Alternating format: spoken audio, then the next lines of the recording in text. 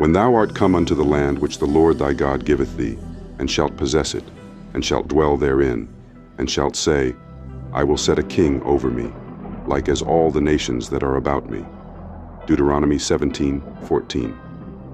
KJV. This verse serves as a pivotal introduction to the laws concerning kingship in Israel, demonstrating divine foresight and addressing a future desire of the Israelites.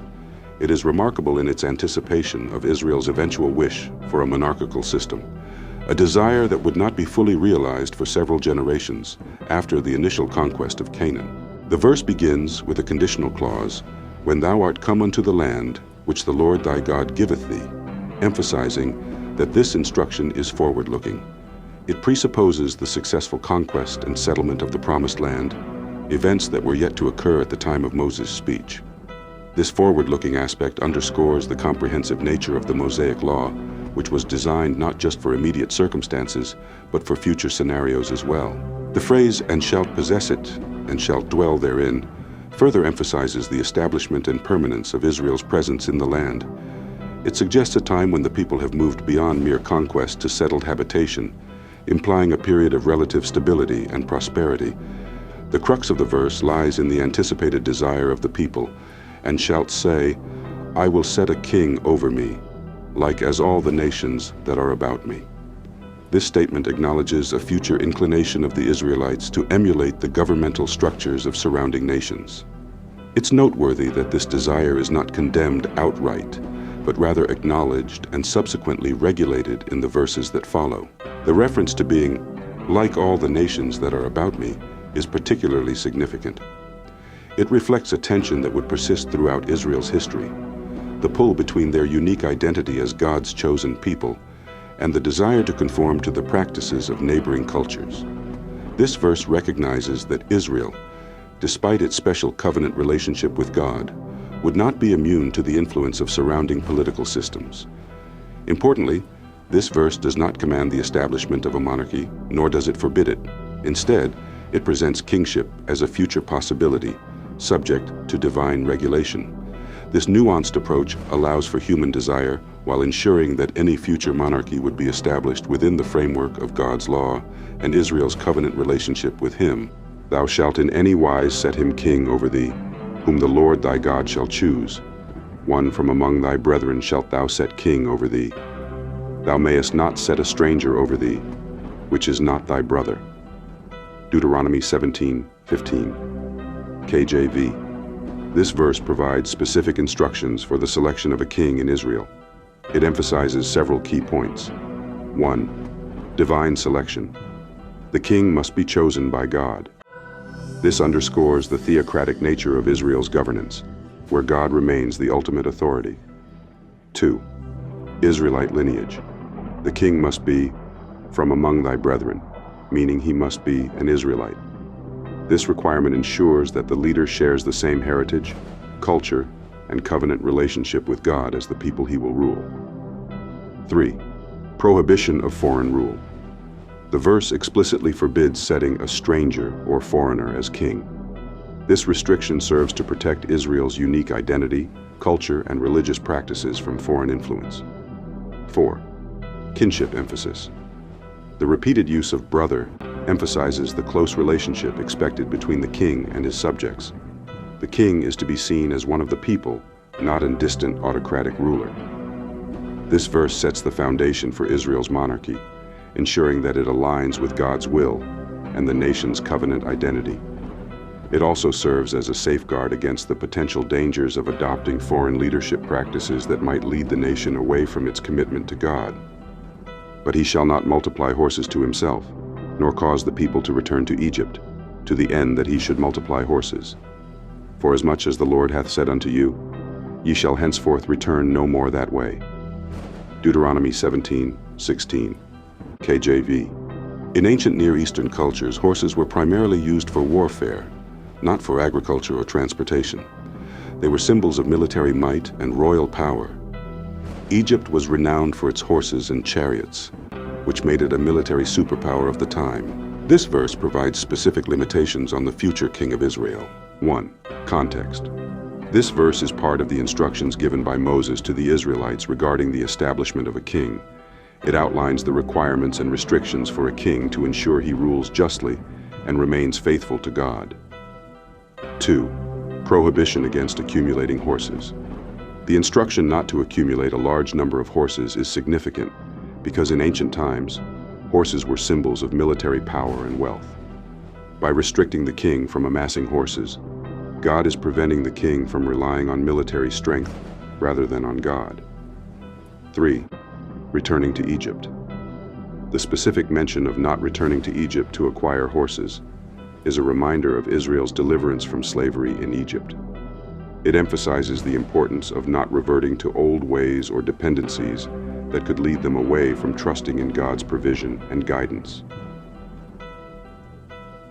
4. Trust in God. This command is ultimately about fostering a dependence on God rather than on military might or foreign alliances. It underscores the principle that the king and the nation should trust in God for their security and success. There is no king saved by the multitude of an host. A mighty man is not delivered by much strength. Psalm 33:16, KJV. An horse is a vain thing for safety, neither shall he deliver any by his great strength. Psalm 33:17, KJV.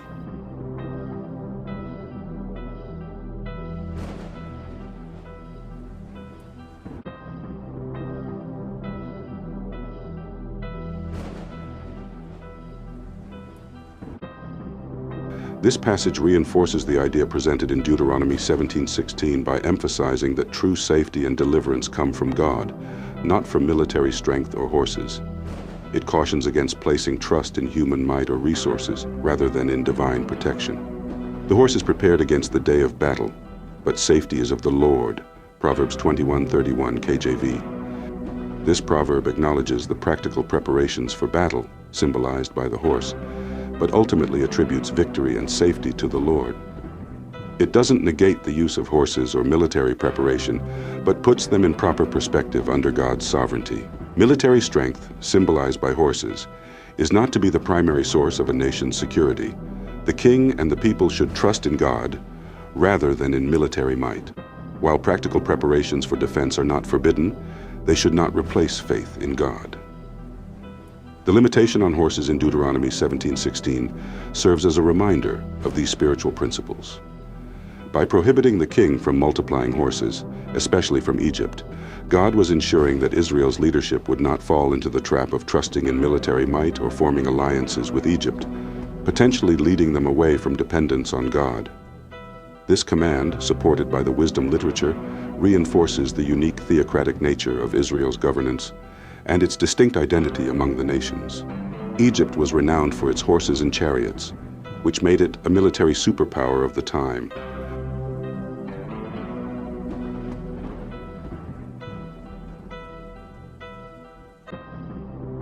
Neither shall he multiply wives to himself, that his heart turn not away. Neither shall he greatly multiply to himself silver and gold. Deuteronomy 17:17, KJV. This verse, part of the regulations for future Israelite kings, specifically prohibits the multiplication of wives. The command is prophetic in its foresight, as it directly relates to the eventual downfall of King Solomon, Israel's third monarch and son of David. Solomon's reign began with great promise. He was renowned for his wisdom and brought Israel to the height of its power and influence. However, his violation of this specific command in Deuteronomy 17:17 led to his spiritual downfall and the eventual division of the kingdom. 1 Kings 11:3-4 provides a stark illustration of Solomon's disobedience. And he had 700 wives, princesses, and 300 concubines, and his wives turned away his heart. For it came to pass, when Solomon was old, that his wives turned away his heart after other gods, and his heart was not perfect with the Lord his God, as was the heart of David his father. Solomon's excessive accumulation of wives, particularly foreign women, directly contravened God's command. The number of his wives, 700 plus 300 concubines, was not just a violation of the letter of the law, but an extreme amplification of the very thing God had warned against. This spiritual infidelity had severe consequences. God declared that he would tear the kingdom away from Solomon, leaving only one tribe for his son to rule for the sake of David's legacy. 1 Kings 11:13. This divine judgment led to the division of Israel into two kingdoms after Solomon's death, marking a turning point in the nation's history. Solomon's story serves as a cautionary tale, vividly illustrating the importance of the command in Deuteronomy 17:17. It shows that even the wisest of men can fall if they disregard God's instructions. The specific warning against multiplying wives proved prophetic, as it precisely identified the stumbling block that would lead to the downfall of Israel's most renowned king. Neither shall he greatly multiply to himself silver and gold. This command is crucial in shaping the ideal of Israelite kingship as distinct from other ancient Near Eastern monarchies. In this context, the prohibition against multiplying silver and gold serves multiple purposes. Firstly, it guards against the king using his position for personal enrichment at the expense of the nation. The accumulation of vast wealth often leads to a disconnect between the ruler and the people, potentially fostering oppression and injustice. Secondly, this command encourages the king to trust in God rather than in material resources. Excessive wealth can create a false sense of security and self-reliance, leading the king away from dependence on divine guidance and protection. Furthermore, this restriction helps prevent the corruption that often accompanies great wealth. It aims to keep the king's focus on his primary duty of leading the nation in righteousness and obedience to God's law, rather than on accumulating personal treasures. Historically, the violation of this command, along with the multiplication of wives, contributed to the downfall of kings like Solomon. Despite his initial wisdom, Solomon's vast accumulation of wealth, 1 Kings 10:14-23, eventually led to heavy taxation and forced labor, causing discontent among the people and contributing to the division of the kingdom after his death. This part of Deuteronomy 17:17 thus establishes a model of kingship based on moderation, service, and spiritual fidelity, rather than on personal aggrandizement and material excess. It envisions a leader who prioritizes the welfare of the nation and faithfulness to God over personal luxury and power. And it shall be, when he sitteth upon the throne of his kingdom, that he shall write him a copy of this law in a book out of that which is before the priests, the Levites. Deuteronomy 17:18. KJV. This verse introduces a unique requirement for the king of Israel. 1. Personal transcription. The king is commanded to write his own copy of the law, Torah. 2. Timing. This is to be done when he ascends to the throne at the beginning of his reign. 3. Source. The copy is to be made from the authoritative version kept by the Levitical priests. The implications and significance of this command are profound. 1. Personal knowledge. By writing out the law himself, the king would become intimately familiar with God's instructions for his people. 2. Submission to divine authority. This act symbolizes the king's submission to God's law, acknowledging a higher authority than his own. 3. Preservation of the law. This practice helps ensure the accurate preservation and transmission of the law. 4. Accountability. Having a personal copy would make the king directly accountable for knowing and following the law. 5. Limited power. It reinforces that the king's power is not absolute, but is subject to God's law. 6. Educational purpose. The process of writing would serve as an intensive study of the law for the king. 7. Spiritual focus. It emphasizes that the king's primary duty is to lead the people in following God's ways. 8. Continuity. This practice would provide continuity of governance based on God's law across different reigns. This requirement sets the Israelite monarchy apart from other ancient Near Eastern kingships. It establishes a model of leadership where the king is not above the law, but is its primary student and exemplar. This verse, along with the following ones, outlines a theocratic model of kingship where the human monarch is clearly subordinate to the divine king and his law. and it shall be with him, and he shall read therein all the days of his life, that he may learn to fear the Lord his God, to keep all the words of this law and these statutes, to do them. Deuteronomy 17:19. KJV. This verse continues the instructions for the Israelite king, building upon the requirement in the previous verse for him to write out a personal copy of the law. It outlines a lifelong commitment to God's law that the king is expected to maintain, setting a standard for leadership that is deeply rooted in spiritual discipline and obedience to divine commandments.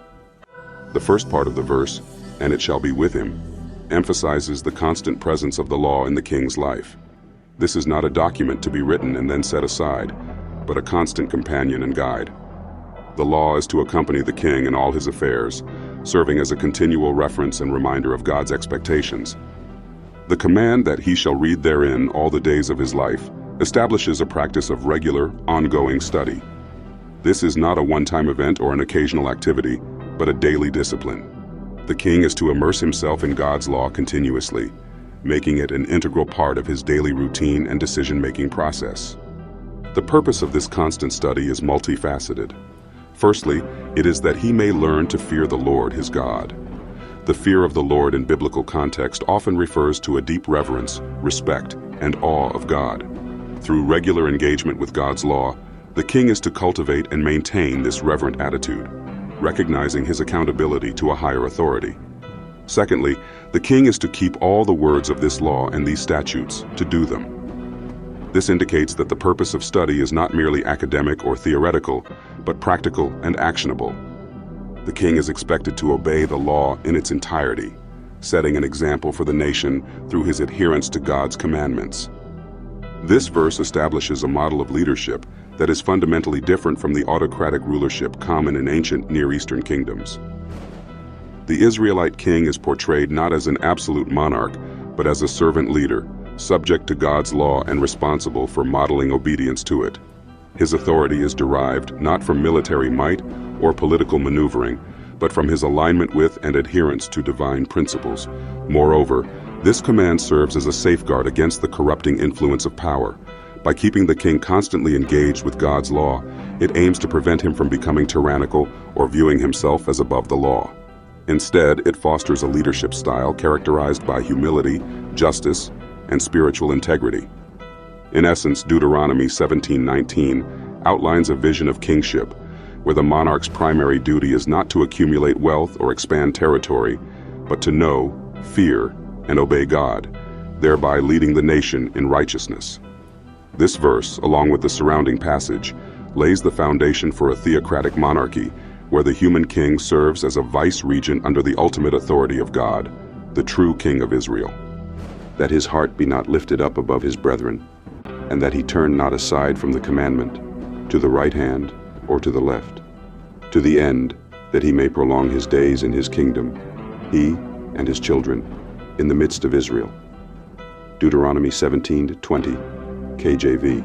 This verse serves as the culmination of the instructions for the Israelite king, encapsulating the ultimate purpose of the previously outlined practices and restrictions. It presents a vision of kingship that is deeply rooted in humility, obedience, and longevity, setting Israel's monarchy apart from the typical power structures of the ancient Near East. The first part of the verse, "that his heart be not lifted up above his brethren," addresses the critical issue of pride and arrogance that often accompanies positions of power. By regularly studying and applying God's law, the king is to maintain a sense of equality with his fellow Israelites. This injunction against having an elevated heart emphasizes that the king, despite his high office, is not inherently superior to his subjects. Instead, he is to view himself as one among the people, chosen for service rather than for self-aggrandizement. The phrase, "that he turn not aside from the commandment, to the right hand or to the left," stresses the importance of unwavering obedience to God's law. The king is called to walk a straight path of righteousness, neither deviating into excessive strictness nor laxity in interpreting and applying the law. This balanced approach to governance, guided by strict adherence to divine commandments, is meant to ensure just and godly rule. The latter part of the verse, "to the end that he may prolong his days in his kingdom, he and his children, in the midst of Israel, presents the positive outcome of such faithful leadership. Longevity of rule is promised not as a reward for power or conquest, but as a consequence of humble and obedient leadership. This promise extends beyond the king himself to his descendants, suggesting that righteous governance can establish a lasting dynasty. Importantly, the phrase "in the midst of Israel" reinforces the idea that the king's reign is intimately connected with the welfare of the people. His long rule is not for personal benefit, but for the stability and prosperity of the nation as a whole. This verse effectively establishes a covenant-based model of kingship. The king's authority and the duration of his reign are directly tied to his faithfulness to God's law and his humility before both God and the people. It presents a stark contrast to the divine king concepts prevalent in many ancient Near Eastern cultures, where kings were often viewed as gods or as vastly superior to their subjects. In essence, Deuteronomy 17:20 outlines a revolutionary concept of servant leadership. The ideal king, according to this standard, is one who remains humble, stays faithful to God's commands, and as a result, provides stable and lasting leadership for the benefit of the entire nation. This verse, along with the preceding instructions, lays the groundwork for a unique form of theocratic monarchy, where the human king serves as a faithful steward under the ultimate sovereignty of God.